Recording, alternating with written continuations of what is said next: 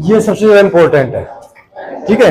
यही वास्तविकता में आपका क्लोज का टॉपिक है भाई। बातें नहीं, ध्यान दो इधर, ध्यान दो, इधर समझ लो भाई। हु का प्रयोग व्यक्तियों के लिए किया जाता है, हुज का प्रयोग भी व्यक्तियों के लिए किया जाता है, लेकिन ये सब्जेक्टिव केस में, ये पॉजिटिव केस में और ये ऑब्जेक्टिव केस में, तीनों का प्रयोग व्यक्तियों के लिए ही होता है। चौथे की हम बात करते हैं तो इसका प्रयोग वस्तुओं और जानवरों, कहने का मतलब जहां पर हम विच का प्रयोग कर रहे हैं उससे पूर्व या फिर दोनों सेंटेंस में से किसी एक सेंटेंस में या दोनों सेंटेंस में वस्तु या फिर जानवरों की चर्चा की जाएगी, तो वहां पे विच का प्रयोग करना है। उसके बाद में देखेगा दैट, दैट का प्रयोग व्यक्तियों के लिए भी, वस्तुओं के लिए भी और जानवरों के लिए भी, तीनों के लिए हम करते हैं।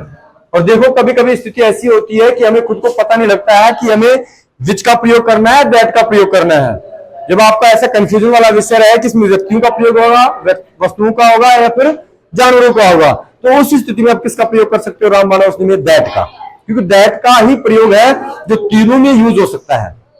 अंडरस्टैंड? नेक्स्ट हम बात करते हैं वेहर। वेहर का प्रयोग स्थान सूचक शब्द की जगह होगा, या फिर हम कह सकते हैं कि यहां पर आपको दोनों सेंटेंसों के बीच में प्रयोग करना है, ठीक है क्या?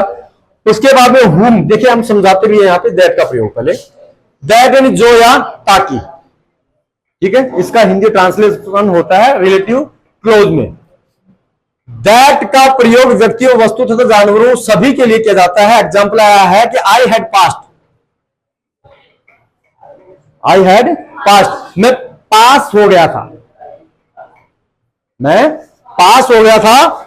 My friend told me this, मेरे मित्र ने मुझे यह बताया, मेरे मित्र ने मुझे यह बताया कि मैं पास हो गया था, ऐसा।